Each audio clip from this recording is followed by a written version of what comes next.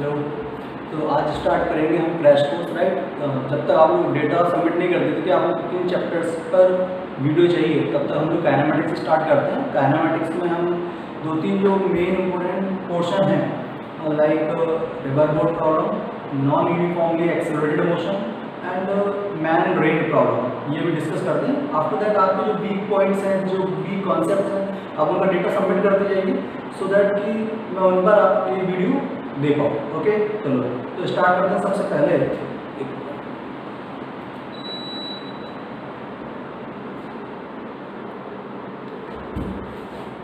River and boat problem, ठीक है, अच्छे समझते हैं। फील आना चाहिए, मैंने पहले भी पढ़ाया हुआ था आपको, डिटेल में डिस्कशन किया हुआ था, डेरिवेशन वगैरह करके भी समझाया था। आज थोड़ा सा उसका ओवरव्यू लेंगे, कॉन्सेप्चुअल क्लैरिटी लाएंगे, है ना। चलो तो सबसे पहले आप नोट करिए रिवर एंड बोट प्रॉब्लम, ठीक।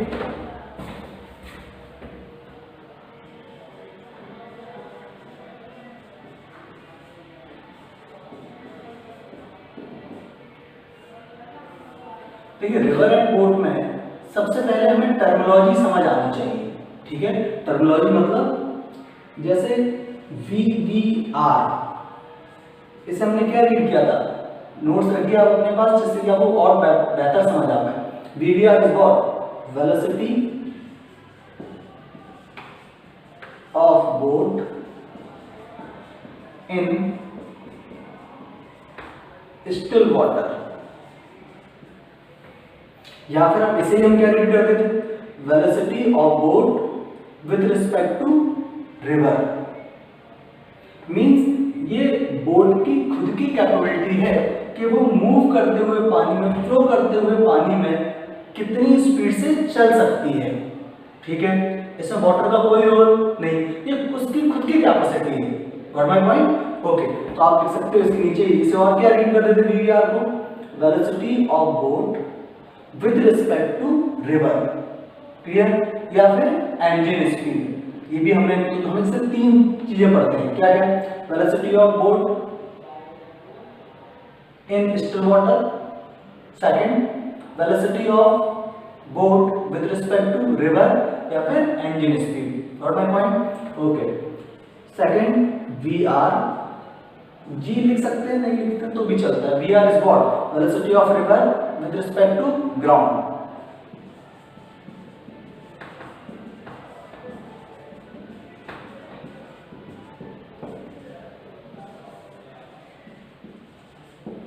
क्लियर? ओके, आगे बढ़ते हैं। स्क्रीन स्टॉप करके आप नोट कर दीजिए। वैसे नोट करने की जरूरत नहीं है, आई डोंट थिंक सो, क्योंकि आपका ऑलरेडी नोट अवेलेबल है, तो आप परेशान होने की जरूरत नहीं, काफी डिटेल में डिस्कस किया हुआ। आप केवल यहाँ पर समझने में फोकस कीजिए, ठीक है। बाकी मैं PDF में आपको नोट्स प्रोवाइड कराते जाऊंगा, ठीक है। ओके,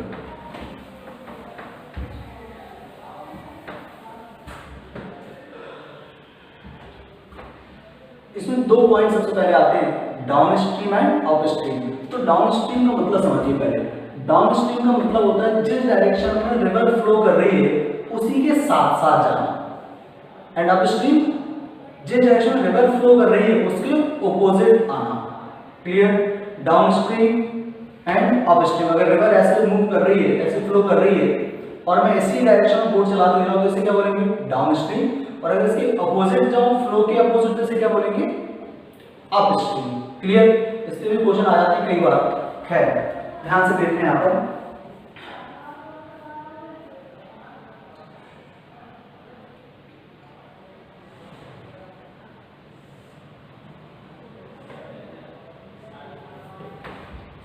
इस तरह से अगर हमारी रिवर फ्लो कर रही है,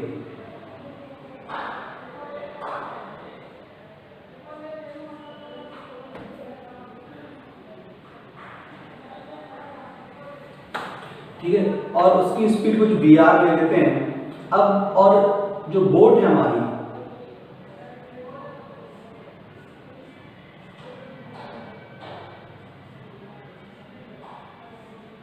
इसकी स्पीड VBR ऐसे ले लेते हैं, ठीक है। और रिवर इसी डायरेक्शन मूव कर रही है VR स्पीड से। अब एक बात बता, कई बुक में से कई तरीके से समझाया जाता है, कई तरीके से आपको समझाया गया होगा, लेकिन आपको एक बात कॉमन सेंस समझ में आती है जो स्टूडेंट जिन्हें क्लास अटेंड की है प्रॉपर, कि यार अगर मुझे ग्राउंड से देखेंगे हम तो ये बोट की स्पीड, अगर मैं ऐसे लिखता हूँ velocity of boat with respect to ground, तो ये क्या डायरेक्टली आना चाहिए? सोच के देखो, अगर आप इधर जा रहे हो, जैसे मैं इस प्लेटफॉर्म पे खड़ा हूँ, मेरी खुद की स्पीड 5 मीटर पर सेकेंड है और ये प्लेटफॉर्म सपोज 3 मीटर पर सेकेंड से मूव करने लग जाए, आपको ऑब्जर्वर ले लेते हैं, तो रियलिटी में अगर ये भी मूव कर रहा है और मैं भी मूव कर रहा हूँ, तो आपको मैं कितनी स्पीड से मूव करता हूँ दिखाई दूंगा, 5 से, 3 से या 8 से? 8 से। ओके, तो हम इसे लिख सकते हैं कि VVR plus VR। Got my point?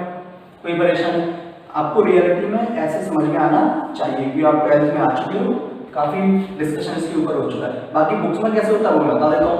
आपको बोलेगा velocity of boat with respect to river is equal to VVG minus VRG।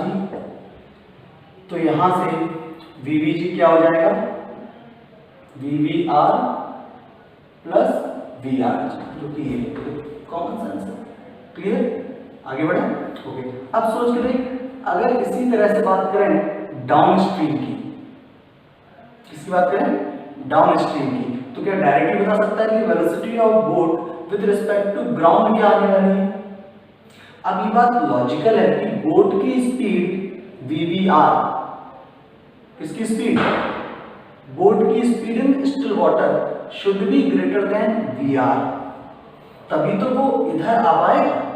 अगर रिवर की स्पीड ज्यादा रही तो रिवर उसको आगे फ्लो कराते हुए लेके चली जाएगी, कभी भी वो वापस रिटर्न नहीं आ पाएगा इस पॉइंट पर। ठीक है, तो अब स्ट्रीम में क्या जरूरी है कि बोट की speed in still water, velocity of boat with respect to river should be greater than VR, और अगर ऐसा है तो वेलोसिटी ऑफ बोट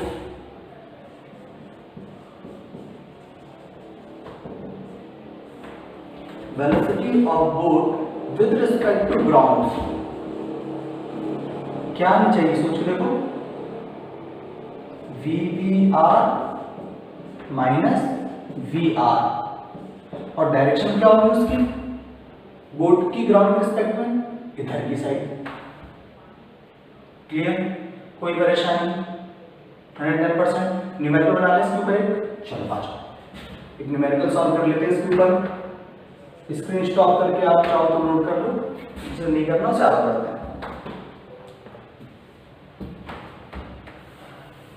एक सिंपल सा क्वेश्चन फॉर्म कर लेते हैं, तो ऐसे कर लेते हैं, नोट करिए आप। ये पॉइंट ए ले लेते हैं, एक पॉइंट यहाँ पर बी ले लेते हैं। Separation between A and B suppose 100 metre, कुछ भी ले लो, 200 मीटर ले लो, एंड VVR हमने ले लिया 5 मीटर पर सेकेंड एंड VR लेते हैं 3 मीटर पर second.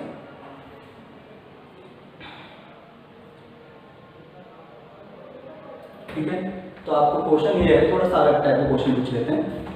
Find out the average speed of the boat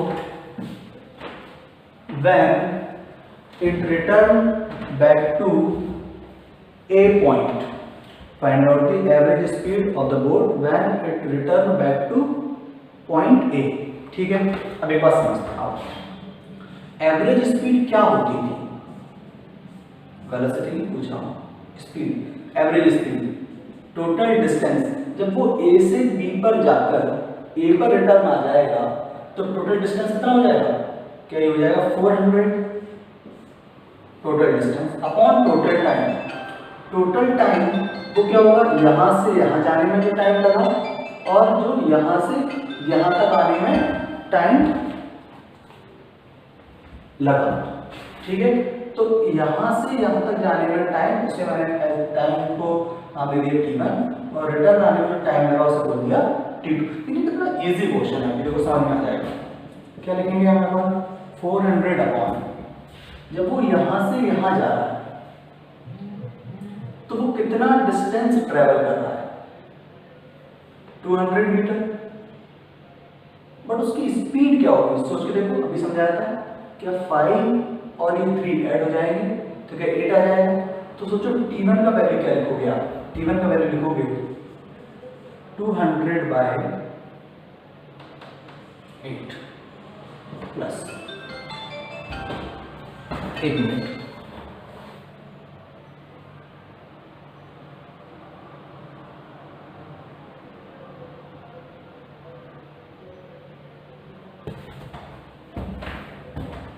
T2 का वैल्यू क्या हो जाएगा, देखिए T2 का वैल्यू क्या हो जाएगा, जब वो रिटर्न होके आ रहा होगा तो डिस्टेंस तो 100 ही ट्रैवल कर रहा है, सॉरी 200 ही ट्रैवल कर रहा है, 100 बार बार आ रहा है, 200 ट्रैवल कर रहा है, बट स्पीड क्या हो जाएगी उसकी, क्या 5 माइनस 3 दैट इज 2, क्या करके लिखेंगे 200 डिवाइडेड बाय, कोई परेशानी कैसे सिंप्लीफाई करके, कई लोग सोच रहे हैं ये भी सिंप्लीफाई कर ही दे, तो 200 कॉमन लेंगे तो ऊपर क्या रह जाएगा, सिर्फ 2 रह जाएगा और ऊपर 2 रह जाएगा, ये कितना हो जाएगा 2 8 ये 10 हो जाएगा इंटू 10 हो जाएगा इंटू 8 इंटू 2। अब सॉल्व कर लेना तो मेरे हिसाब से ये 3.2 मीटर पर सेकेंड, आगे कैलकुलेशन आप देख लेना बाकी। क्लियर, कोई परेशानी, अच्छे से कोई डाउट मुझे बताओ, ठीक है। आपको जो भी डाउट्स हैं आप मुझे व्हाट्सएप कर सकते हैं, ठीक है, जिससे कि मैं सो दैट अगर फिर भी कोई कमी रह जाएगी तो हम अगले लेक्चर में से फिर से एक्सप्लेन कर पाएँ। क्लियर, छोड़ना नहीं है अपने को, सब क्लियर करके जाना है। ओके, स्क्रीन स्टॉप करो, आगे बढ़ते हैं।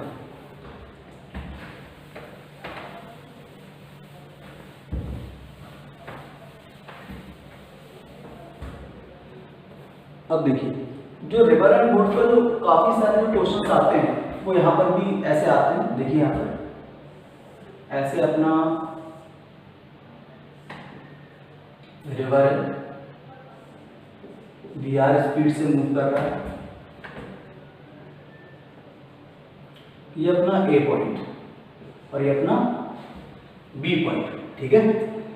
और अब ऐसा समझ कि जो आपका बोट है और तुझे कहीं बी पॉइंट पर या आपको रिवर क्रॉस करना है, तो आप लॉजिकल है कि आपने अपनी बोट को कुछ ऐसे चलाया रिवर के रिस्पेक्ट, ग्राउंड के रिस्पेक्ट में ऐसा नहीं दिखेगा बोट। अभी ग्राउंड के रिस्पेक्ट में कैसा दिखेगा वो अलग केस है, वो हम समझेंगे ध्यान से। तो पहले समझो कि हमने रिवर के रिस्पेक्ट में अपनी बोट को ऐसे चलाना स्टार्ट किया, सपोज वर्टिकल से थीटा एंगल पर, तो इसके दो कॉम्पोनेंट हो गए, V V R cos sorry sine theta, ये एंगल कहीं से भी हो सकता है तो उसे रटने की जरूरत नहीं, समझ लो उसको। इधर क्या हो जाएगा V V R cos theta, ठीक। विड्थ ऑफ द रिवर हमने अज्यूम कर ली कि ये डी है। अब एक बात समझो आप, ये ऐसा सीन चल रहा है। अब अगर मैं ऐसा अज्यूम कर लूं कि V R is greater than V V R sine theta, ये केस सर ये क्यों डाउट ये क्यों केस लिया सर, ये भी तो ज्यादा ले सकते थे। अगर आप ये ज्यादा ले लोगे तो ये वाला बोर्ड आपको यहां भी पहुंचता हुआ नजर ग्राउंड फ्रेम में आएगा। अब अगर हम इसका लॉजिकली एक बात समझें कि ग्राउंड फ्रेम में हमें बोर्ड कहां पहुंचती नजर आएगी, ध्यान समझना।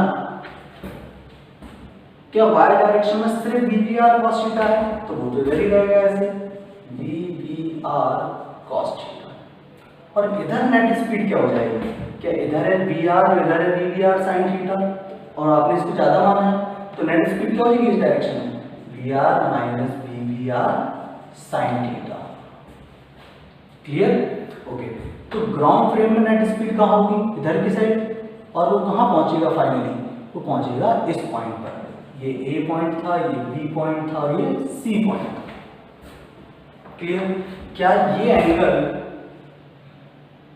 कुछ थीटा के टर्म्स में होगा, नहीं। इस एंगल का इस एंगल से कोई लेना देना नहीं, ये कोई एक नया एंगल है, इसे नाम दे दिया अल्फा।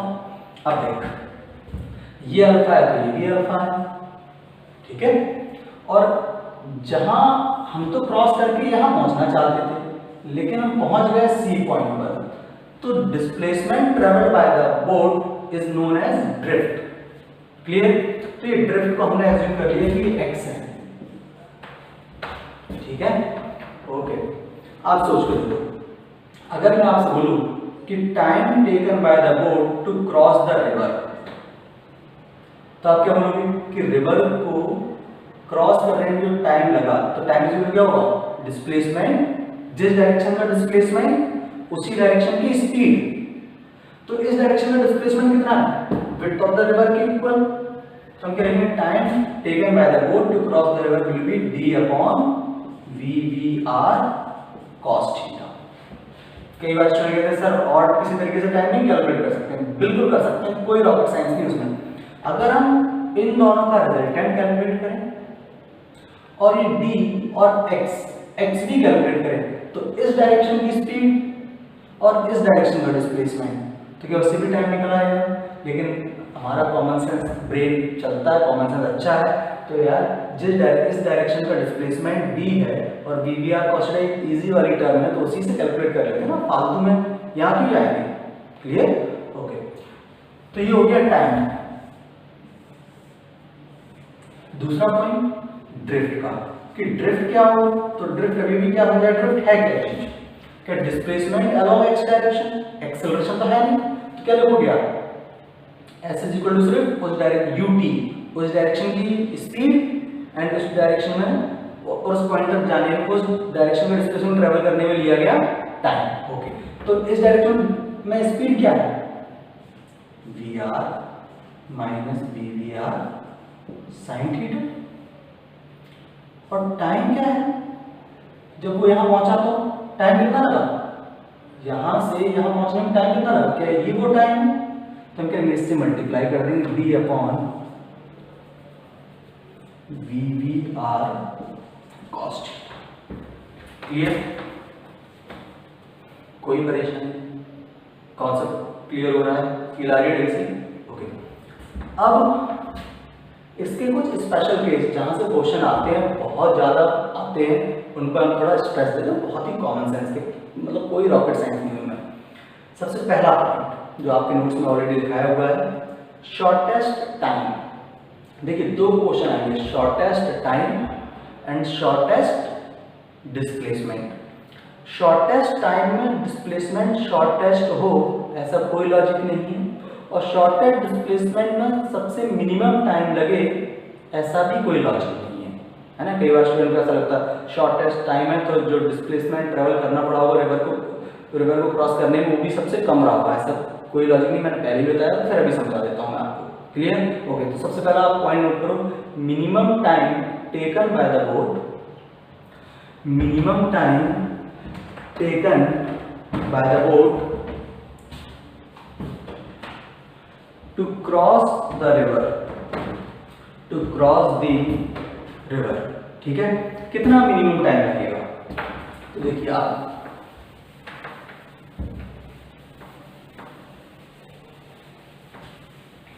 और फॉर्मूले मैंने आपको फिर बता चुका हूं, मेरी तरह आपको फॉर्मूले समझ आने चाहिए बनते कैसे, रटो मत, उसे फील करो कि बन कैसे गया फॉर्मूला। देखिए अभी आपके सामने सब फॉर्मूले बना दूंगा मैं, कोई रटने की जरूरत नहीं पड़ेगी। आपको लगेगा कि अच्छा मैं बस सोचूंगा अच्छा ऐसा फॉर्मूला, तो ये फॉर्मूला बन के रेडी हो जाएगा। ठीक है, आइए, अगर मैंने बोला मिनिमम टाइम, तो मुझे एक बात समझ आ गई कि मिनिमम टाइम के लिए जो टाइम का फॉर्मूला बना था अभी time t is equal to वो क्या था, d upon vvr cos theta.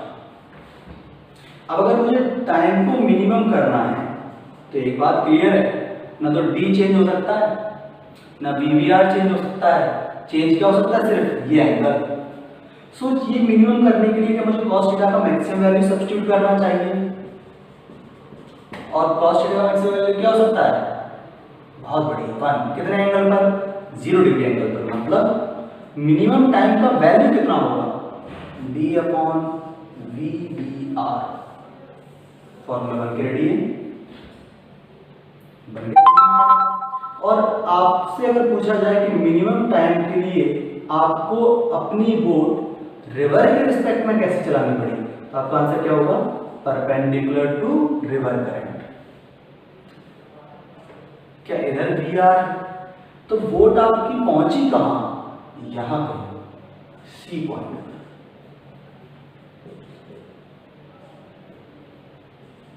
क्या ये वाला ड्रिफ्ट आप कैलकुलेट कर सकते हो?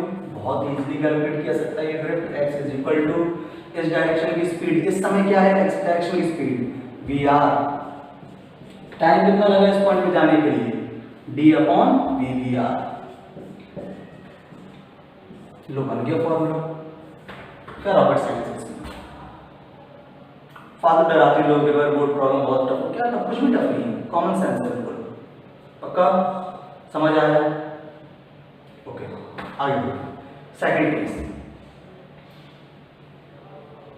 शॉर्टेस्ट डिस्प्लेसमेंट, या और इसे क्या बोलते हैं एग्जाम में, when boatman wants to reach at point B which is just opposite to point A. मतलब बोटमैन को ये मतलब नहीं टाइम ज्यादा लगे कम लगे, वो बस ये चाहता है कि मैं ए के अपोजिट पॉइंट बी पर पहुंचूं, मुझे फालतू का ड्रिफ्ट ट्रैवल नहीं करना, भले टाइम थोड़ा सा ज्यादा लगे वो मेरे को चलेगा। तो अभी बस ध्यान से आपको फील आएगी। सेकंड पॉइंट, शॉर्टेस्ट डिस्टेंस, इस केस में ड्रिफ्ट क्या होगा? 0। तो सोच के देखो, स्क्रीन स्टॉप करके नोट कर लेना। अगर मुझे बी पॉइंट पे पहुंचना है तो सोच के देखो, बोट को क्या मुझे कुछ इंक्लाइन टेढ़ा चलाना चाहिए, इंक्लाइन करना चाहिए थोड़ा सा ऐसे, क्योंकि जब मैं ऐसे चलाऊंगा बोट को VVR से कुछ एंगल पर, और इसका ऐसा कॉम्पोनेंट होगा VVR साइन थीटा। सोच के देखो, अगर और मैं चाहता हूं कहां पहुंचूं? ग्राउंड प्लेन में, इस पॉइंट पर, तो ये कब हो सकता है? जब मेरे पास इसी डायरेक्शन की स्पीड रह जाए, इसके अंदर ये और ये एक दूसरे को कैंसिल आउट कर दें। ऐसा कब हो सकता है? जब VR is equal to VVR sine theta. कई बार ऐसे क्वेश्चन आ चुके हैं कि if boatman wants to reach at point B which is just opposite to point A, then at what angle with the vertical he should row his boat, उसे कितने angle पर बोट को चलाना चाहिए? तो sin थीटा इक्वल टू क्या हो जाएगा? VR upon VVR। सिंपल,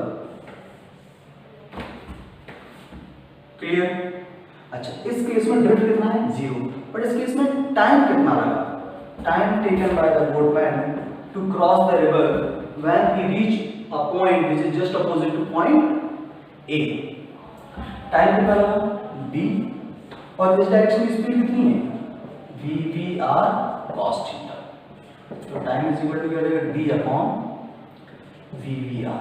देखो साइन थीटा का वैल्यू ये है, तो sine square theta plus cos square theta क्या होता है? 1। ठीक है, तो cos theta is equal to क्या हो जाएगा? 1 माइनस साइन स्क्वायर थीटा का अंडर रूट। आता होगा ऐसे तो क्या हो जाएगा? ये cos theta is equal to under root of 1 minus sine square theta. हम यहाँ क्या लिख सकते हैं? ध्यान सोचो, हम यहाँ पर लिख सकते हैं 1 माइनस साइन थीटा का वैल्यू रहा VR का स्क्वायर अपॉन VVR का स्क्वायर।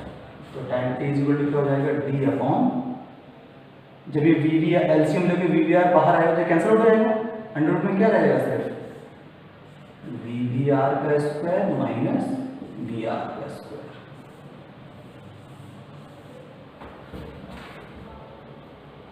क्लियर? कोई परेशानी? तो हमें boat river boat problem clear है। इसके न्यूमेरिकल प्रॉब्लम हम नेक्स्ट लेक्चर में देखेंगे। आपको क्या करना है? आपको अच्छे से पढ़ लेना ही, बढ़िया से कर लेना। मैं ट्राई करूंगा इसके कुछ अच्छे न्यूमेरिकल्स आपको PDF में कन्वर्ट करवा के सेंड कर पाऊँ, फिर आप लोग खुद से सॉल्व करना। नहीं आएंगे फिर मैं क्लास में डिस्कस करके वो सारे सॉल्व करा दूंगा। Okay, bye, take care.